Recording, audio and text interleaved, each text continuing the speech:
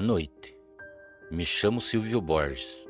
No ano de 2005, saí da cidade onde nasci e fui criado para morar em Medianeira, cidade que fica próximo à Foz do Iguaçu. Eu e mais 2 irmãos fomos criados por nossos avós a partir dos 11 anos. Os meus pais, infelizmente, acabaram sofrendo um grande acidente de carro e ambos vieram a falecer. Toda essa situação acabou influenciando de certa forma na minha vida. E por mais que tivesse o amor de meus avós, nunca aceitei o fato de ter perdido meus pais. Infelizmente acabei dando muito desgosto, principalmente para minha vozinha, que nunca deixou de me aconselhar e me educar. Nessa época, todos nós morávamos em uma chácara, bastante retirada da cidade, mais para as bandas de Laguna Blanca, que fica localizada a mais de 250 quilômetros da capital de Assunção. Conforme fui crescendo, fui me tornando uma pessoa amarga.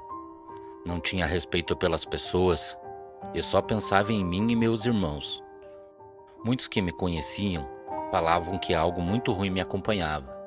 E por esse motivo eu era uma pessoa, como me chamavam, sangue ruim. Sempre fui muito ligado a meus irmãos, Carlos de 15 anos e Camilo de 13. Eu era o mais velho dos 3, tinha 18 anos. Gostávamos de estar embrenhados por matas, caçando e se distraindo.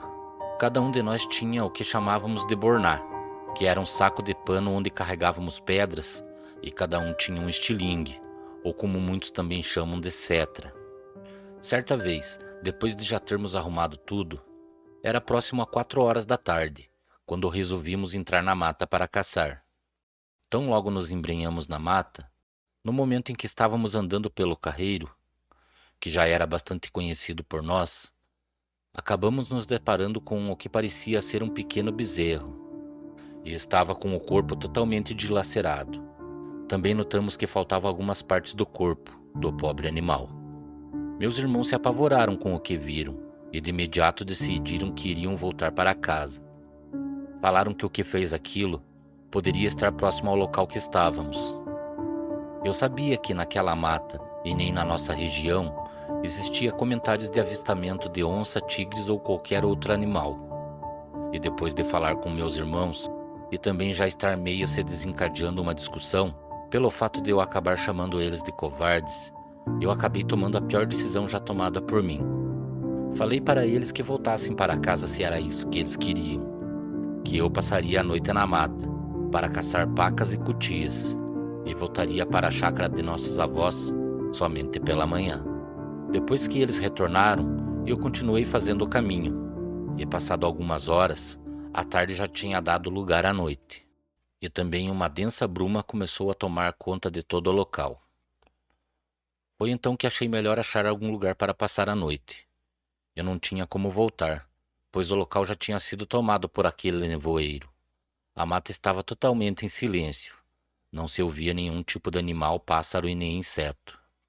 Foi então que não demorou muito para que eu começasse a ouvir barulhos, do que parecia ser galhos se quebrando. Eu entrei em desespero, não sabia o que fazer. Além da noite já ter tomado toda a mata, também não enxergava um palmo à minha frente, devido à cerração. Aqueles barulhos pareciam se aproximar cada vez mais de mim. E eu olhava na mesma direção em que ouvia o barulho e não enxergava nada.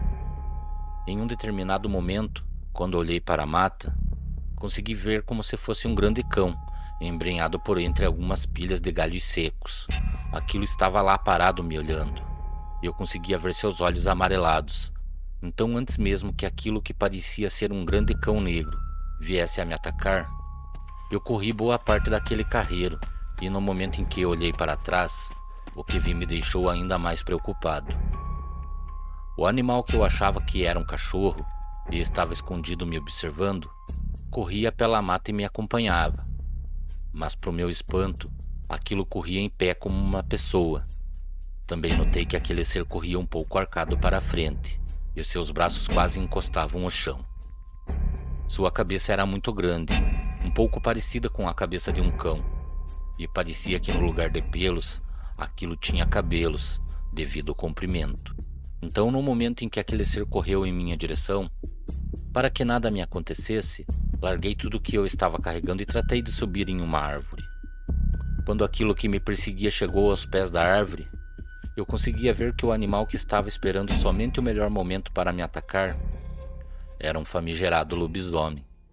Eu já tinha ouvido muitas histórias e até mesmo conversas sobre aquela criatura, mas jamais imaginei que um dia eu iria ficar frente a frente com a fera que, para mim, era apenas fantasia da cabeça das pessoas. Aquele cão do inferno se jogava contra a árvore que eu estava. Eu via aquela besta do inferno totalmente descontrolada. A fúria e a vontade que aquele animal tinha de me pegar era muito grande. Aquilo desferia fortes tapas sobre a árvore que eu estava. Eu buscava forças para conseguir ficar firme sobre os galhos. Eu que nunca fui de rezar também nem sabia como fazer. Naquele momento fechei meus olhos e pedia que Deus protegesse a minha vida. E não demorou muito para que tudo voltasse a ficar em silêncio. Olhei para todos os lados e não via e nem ouvia nada que mostrasse que o lobisomem estivesse por ali. Depois de alguns minutos, eu achando que a fera teria ido para outro lugar, acabei descendo da árvore e comecei a refazer todo o caminho que dava em direção à chácara. Saí em disparada. Eu corria como um louco pelo caminho. Eu já conseguia ver as luzes acesas da chácara de meus avós. Então, no momento em que eu acreditei que já estava fora de perigo, fui surpreendido por mais uma vez. Aquela fera saltou da mata, alguns metros à minha frente. Eu conseguia ouvir os seus grunhidos e também o barulho de seus dentes que se chocavam um contra os outros. Aquilo caminhava como um animal comum em minha direção, ou seja, caminhava sobre as quatro patas. Então vi a minha morte, no momento em que aquele ser do inferno se colocou em pé por mais uma vez e se preparou para me atacar. No momento em que aquele ser investiu seu ataque sobre mim, eu ouvi alguns tiros bem próximos.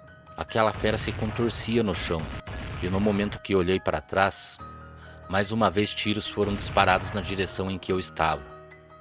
Aquele ser demoníaco que estava prestes a tirar a minha vida, correu para a mata, e quando firmei meus olhos novamente para a mata, que se encontrava atrás de mim, meus olhos se encheram de lágrimas. Eu vi uma silhueta de uma pessoa corcunda.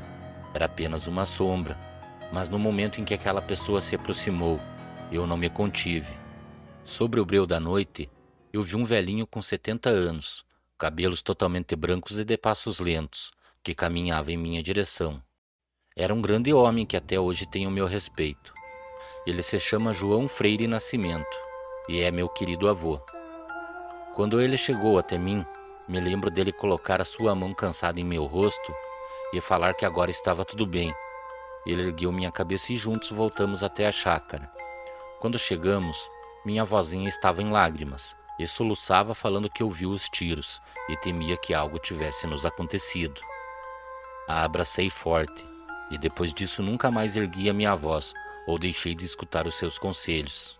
Meu avô sempre me falou dessa forma: meu filho, da mesma forma que existe o bem, também existe o mal. Entenda, se existe Deus, também existe o tinhoso. E acredite, ele luta contra cada um de nós, seja em forma de algo ruim que nos aflige, uma notícia ruim, ou até mesmo mandando aquele que cuida das portas do inferno, ou seja, um lobisomem. Boa noite.